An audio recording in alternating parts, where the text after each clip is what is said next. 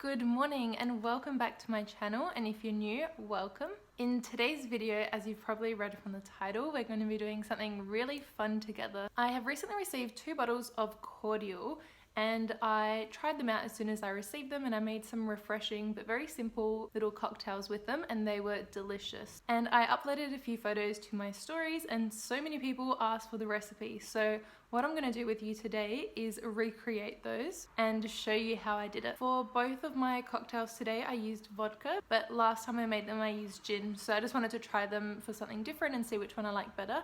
I probably like the gin a little bit better than the vodka, so when I make them I'll just pour the alcohol into a shot glass and pour it in, so you can decide which alcohol you would like to mix with it when you make it as well. Alright, so let's jump straight into the kitchen and get started.